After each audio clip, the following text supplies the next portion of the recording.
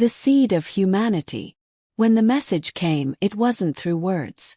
It was light, a pulse of golden radiance that descended over the Atlantic Ocean, flickering through clouds, stopping hearts and silencing nations. From that light stepped beings not of flesh, but of luminous geometry, crystalline forms that shimmered like living prisms. They called themselves the Elindra, architects of worlds and guardians of dying stars. Their purpose was clear. They needed a human to repopulate a fallen planet. The chosen one.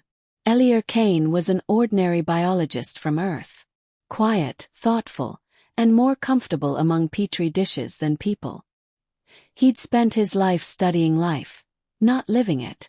When the Elindra appeared before the United Nations, their gaze fixed upon him, through millions of humans and into his DNA.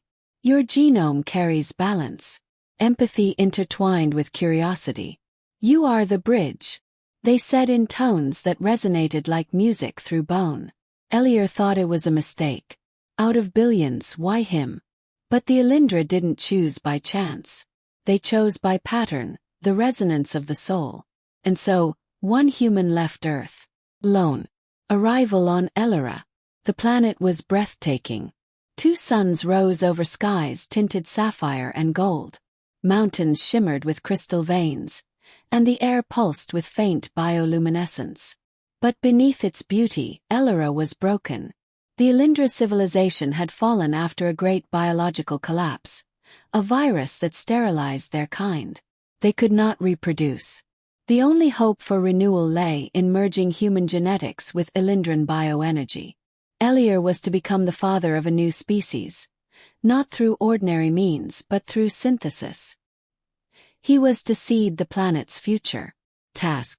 Eerie's work began in a floating citadel called Aurelis, a structure woven from living crystal and neural vines. Each wall responded to touch, thought, and emotion. His partner was Lyra, an Elindran caretaker, a being of radiant form with a voice like wind over water. Though not human, her consciousness was vivid and alive. Together they built, cell by cell, gene by gene, a bridge between human vitality and Elindran light. First, Eerie was a scientist, then a teacher, then something more. He began to feel connection, not physical but spiritual. Lyra wasn't a woman, yet she was more human than anyone he'd known. She felt sadness. She felt hope. She laughed without lungs, and when she spoke his name, it sounded like music remembering itself. You bring warmth to this world, she said once. You bring life, he replied. The experiment. Months passed. Eerie created the Genesis Matrix, a fusion of Elindran crystal and human DNA. It glowed with a heartbeat of its own. The first embryo of a new race. Part light, part flesh. But the Elindra High Council grew divided. Some saw the experiment as sacred, others as a corruption. Human imperfection will infect purity. No, another countered. It will restore what we lost, the ability to feel. Conflict broke out, not of weapons but of frequencies. Elindran minds clashed in storms of psychic energy. The skies trembled. Eerie, desperate to protect the Genesis Matrix, fled into the planet's wilderness with Lyra. Choice.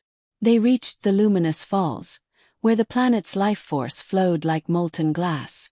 There Eerie activated the Matrix, merging his life essence with it. His body began to dissolve into light. Lyra wept or something like it. Her light dimmed in grief. You'll cease to exist, she whispered. Maybe, Eerie said, smiling faintly. But life will begin. The Elindran guards arrived, their forms blazing with judgment. But before they could act, a pulse erupted from the Matrix, a wave of creation. When the light faded, Eerie was gone. And in Lyra's arms lay the first Eerie human, a child of 2 worlds. Its eyes shimmered with galaxies. Its heartbeat matched the rhythm of both species. Legacy. Centuries passed. The Elindra evolved anew. Neither fully human nor alien. They inherited empathy, imagination, and the power to dream. They built gardens that sang and cities that breathed. And on a hill of crystal flowers stood a monument, a statue of a man holding a sphere of light. Beneath it were inscribed the words, "He came alone, but he left a world full." In the archives of Ellora, Lyra recorded her final message before ascending into pure energy. "We were sterile light, and he was fragile flesh. Together we became life eternal. Humanity was not chosen by chance. It was chosen by heart." Epilogue.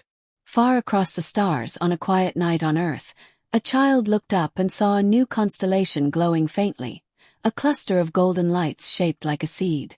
Humanity named it Ellora's gift.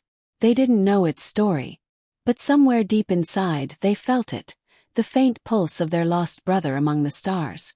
Because sometimes, one life doesn't just survive the universe, it rewrites it.